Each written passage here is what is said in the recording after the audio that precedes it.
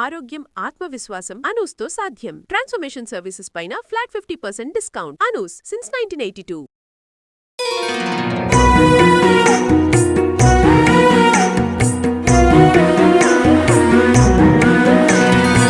జై శ్రీకృష్ణ. ఆండాల్ తిరువడిగలే శరణం. ఈరోజు 10వ పాసురంలోకి వచ్చేసాం. ఎంత గొప్ప గోపిక ఈరోజు. గోపిక అంటే నిద్ర మేలుకొలపబడే గోపిక. వీళ్ళందరూ కూడా వ్రతం చెయ్యడానికి వెళ్తున్నారు కదండి. ఆండాళ్ళు, స్నేహితులు అందరూ కూడా ఎందుకు వెళ్తున్నారు? అందరూ ఒక దగ్గరికి చేరి ఎక్కడికి? వ్రతము చెయ్యాలి స్వామి కోసం అని వెళ్తున్నారు. కానీ ఈ గోపిక ఉంది చూసారా, వ్రతం ఆల్రెడీ చేసేసి ఫలితం కూడా అనుభవిస్తుందా అటువంటి సీనియర్ మోస్ట్ గోపిక అన్నమాట. అలా పాడుతున్నారు చూడండి, భలే సరదాగా ఉంటుంది ఈరోజు పాసురం చూద్దాం. నోతుచ్చు వర్గం పుగుగిన్ర అమ్మనాయ్ మాతముం తారారో వాసల్ తిరవాదార్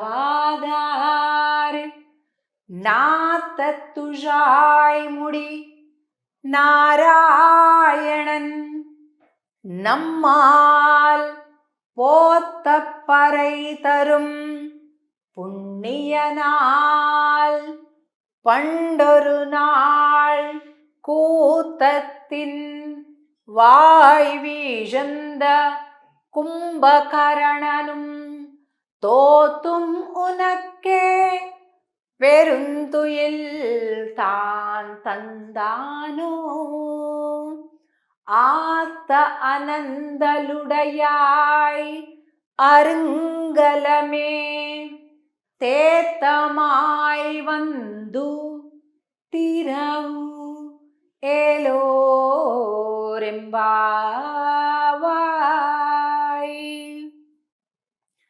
నోతు సువర్గం అంటే నోము నోచిన గోపిక. లోపల కృష్ణుడిని అట్టే పెట్టుకున్నావేమో, లేకపోతే నువ్వా మేలుకోకుండా ఉండేది? అరుంగలమే అంటున్నారు. అంటే దుర్లభమైన ఓ భూషణమా. అంటే చూడండి, ఇప్పుడు ఇదంతా ఒక గొలుసు పూసలు ఏవో ఉంటుంటాయి కదా, కింద ఉండే ఈ లాకెట్ చాలా భిన్నంగా ఉంటుంది కదండి. ఇది వేరుగా ఉంటుంది, ఇది వేరు కదా, ఇది హైలైట్గా ఉంటుంది. ఇది చెప్తున్నారు ఇవాల్టి పాసురంలో. అమ్మా, నువ్వు అరుంకలం అంటే ఏంటి? గొప్ప ఆభరణానివి. మేమంతా ఒక ఎత్తు, కానీ నువ్వు లేకుండా అసలు మా గోష్ఠే పనికిరాదు. స్వామి మమ్మల్ని స్వీకరించాడు. లోపలే కృష్ణుడు ఉన్నాడేమో.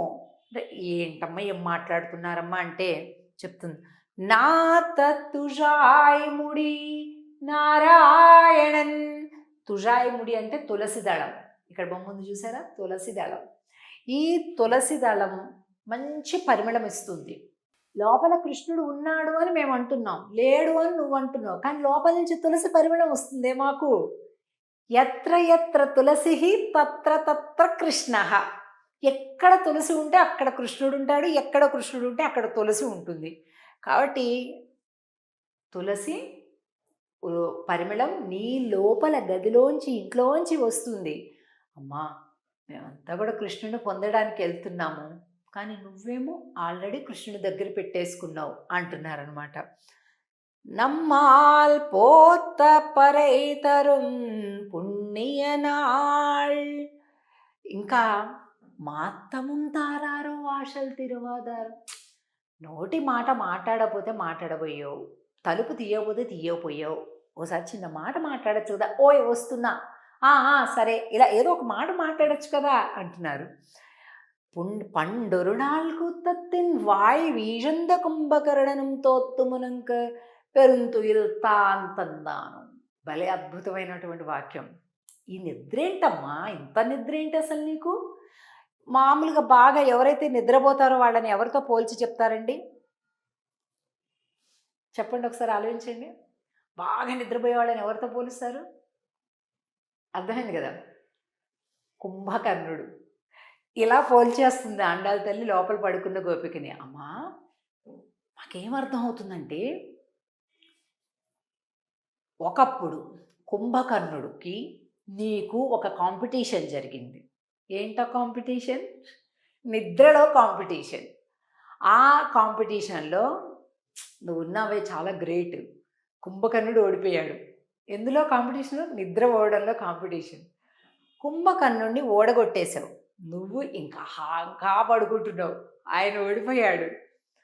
మామూలుగా ఓడిపోయిన వాళ్ళు గెలిచిన వాళ్ళకి ఏం చేస్తారు? వాళ్ళ సంపదనంతా ఇచ్చేయాలి. ఇదే కదా నీతి. కుంభకర్ణుడు తన నిద్రను కూడా, ఆయన ప్రాపర్టీ అదే కదా, కాబట్టి తన నిద్రను కూడా తోత్తు మునక్కే ఓడిపోయి నీకే ఇచ్చేశాడు. పెరుంతుయిల్ తాన్ తందాను. ఇగో కుంభకర్ణుడు ఏనుగులు ఎక్కించి డమరుకులు మోగించి తినే పదార్థాలు వాసనలు చూపించి ఇన్నిన్ని వేస్తే కూడా లేవడు. అలాంటి నిద్రని కూడా నువ్వు ఓడించావు. అంటే నీ నిద్ర ఇంకెంత గొప్పదో. ఆత్త అనందలడయాయ్ అరుంకలమే తేతమాయ్ వందు తీరా. వామ్మో, వీళ్ళేంటి ఇన్ని మాటలు అనేస్తున్నారు.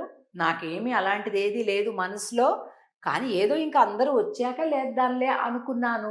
కానీ వీళ్ళేమిటో నన్ను ఇన్ని మాటలు అనేస్తున్నారు అని ఆ లోపల ఆ గోపిక, లేదరా కృష్ణుడు లేడు, ఏమీ లేదు, నేను కూడా మీతో వచ్చేస్తాను, ఏదో కాస్త కన్ను అంటింది అంతే అంటుంది లోపల గోపిక. అనుకొని మళ్ళీ తన మనసు దిగి రాబోతుంటే తేతమాయ్ వందు తీరా.